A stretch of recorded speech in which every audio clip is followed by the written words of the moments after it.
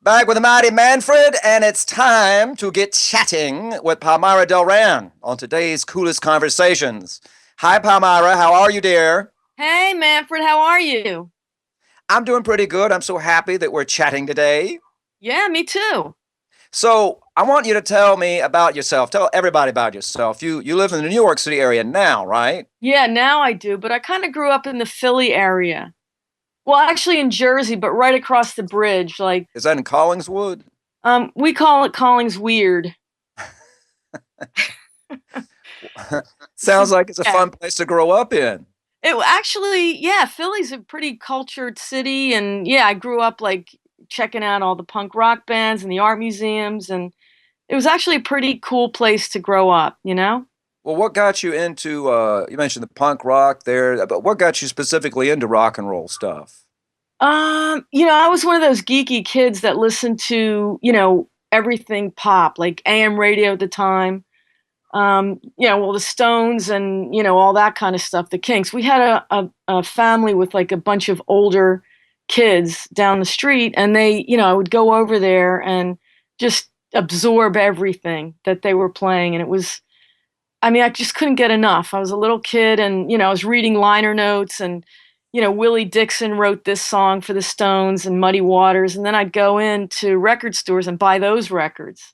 You know what I mean? I must have looked like such a weirdo, little like 10-year-old kid buying Muddy Waters records. So what instrument did you first start playing, and why did you start playing it? Well, I went through that whole, band thing in grade school with the flute and the saxophone and the bassoon, actually. And then, when the rock and roll thing bit me, it was kind of drums and guitar. Well, what were the first bands that you were in? Were you in any bands when you were in high school, or did that come later after high school? Yeah, it's kind of later after that. The first, well, Pink Slip Daddy was a very early band. I played drums in that. And Ben Vaughn was also in that lineup. Is that right? He may have been, yeah. I, his name is Sal Minio's only son in that band. Oh, I see. Yeah. Yes, They've sure. never been seen in the same room together. Oh, yeah, kind of like Superman and Clark Kent. Exactly. Exactly like that. Exactly like that. So, what was your relationship with Vaughn? Because he's come back and he's helped. He's contributed to your other projects as well. Like wrote songs. You've co-written songs together. Yeah. Well, he's kind of my best friend. Well, we were in a very close relationship for many years, Oh if you know my. what I mean. And we still remain like, best of friends, and we do work together still in a lot of different ways. He produced all the early Friggs records, and he pretty much kind of walked me through songwriting, which was invaluable to me. He's like an amazing songwriter, still one of my favorites, and he actually tried to teach me music theory, which was, kind of impossible with my brain, but he did try. And he's just, an all around inspiration for a lot of bands. And he's 100%. He loves producing bands that he likes. And I just, 100%, man. He's just great. Well, you mentioned him producing the Friggs records. How did the Friggs come together? The Friggs all female band, was that something? Oh, I want to do an all girl band, or how did you put the Friggs together, and when did they start? Yeah, it actually was kind of put together like that. I had a couple of really good girlfriends that were musical, and this girl Jezebel was my early writing partner. And I don't know, we just thought it would be a kick to put something together like that. And then we needed other musicians, but we didn't really know any like drummers. So I just kind of put sticks in my friends' hands, and they I guess a lot of bands kind of start like that, don't they? Yes, that is the road to greatness. So that always worked out fine for us. It was a really, really cool, fun band, the Friggs.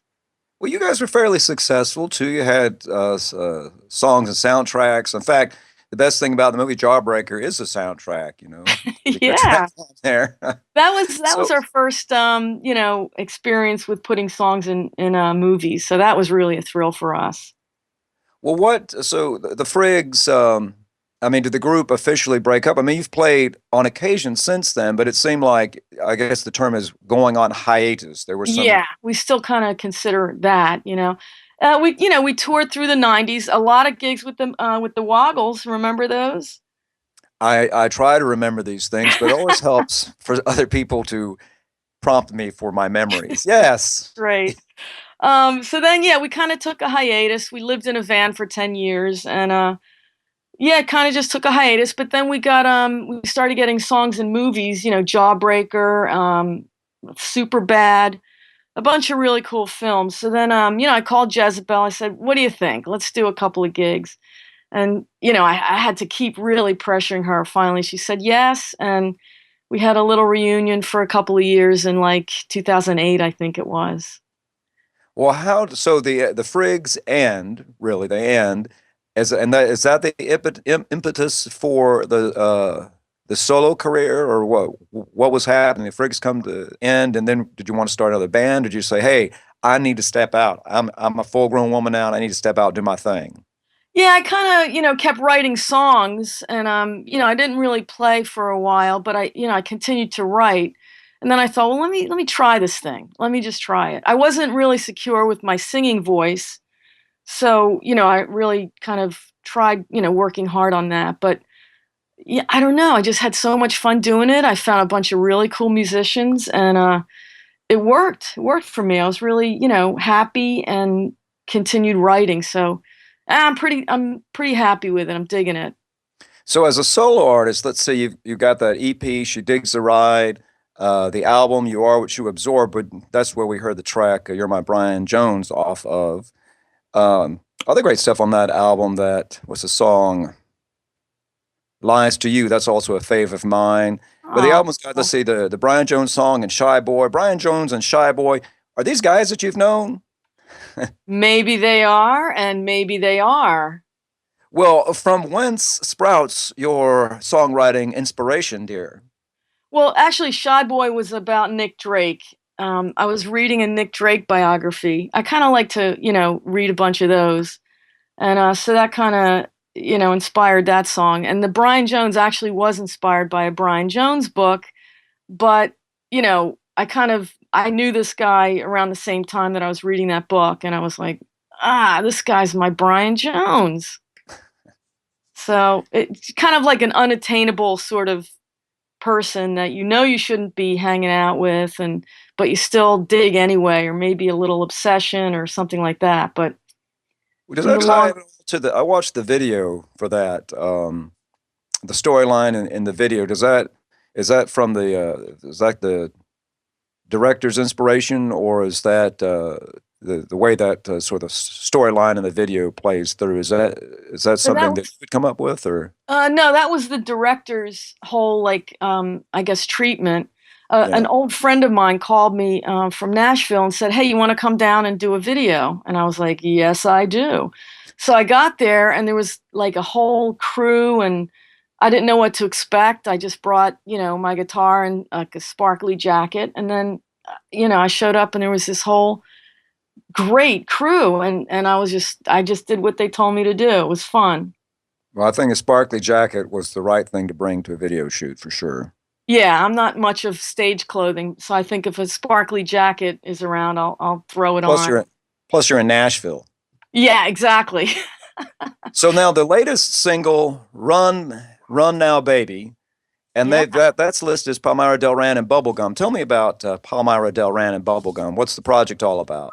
Well, we all know the fabulous Carlucci's, John Carlucci from the Fuzz Tones and Kiss Kiss Bang Bang. Well, he called me up one time and said, "Hey, if I put a West Coast band, would you want to come out here and we'll tour the West Coast?" And I said, "Yes, I would love that." So, and then he said, "Well, let's do a recording project." So we kind of wrote a song together through cyberspace, which was really cool, like, experience. I'd never really done that before. And so I get there, and there's this great band that he put together, and we got in the studio with Dave Klein co-producing with me, and man, I mean, I just had such a good time. Kim Shattuck from the Muffs came all over and did some singing, and you know, me Right, and that's Kim go back. sorry to interrupt, but that's actually the B-side. The Yeah, Yeah, Yeah, that's the duet with Kim, right? Yeah, duet. And she sang back up on the Run Now Baby also. And so that is the latest thing that's out, right? Yeah. And you played some shows with them around that time? Yeah, yeah, we did like the LA area, then we went up to San Francisco area. And the day that I recorded the vocals, you know, I had a cold. I caught a cold on the plane. So the vocals were just really terrible. So so I had to come back and do the vocals over. And that's when I did the second little round of LA area shows. And that's when I saw you out there. Yes, and I saw you rocking out on stage at the Redwood.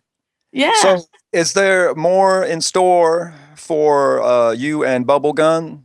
I hope so. Yeah, we're planning like a February little tour right now. So that I really can't wait for that. That'll be really fun. And yeah, so we'll see what happens with that. We're definitely down for it.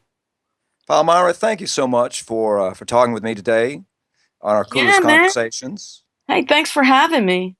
You know, let's hear that new song. Let's hear the Palmyra Delran and Bubblegum tune here. This is "Run Now, Baby," Little Cool. Steven's Underground Garage. Thanks, man.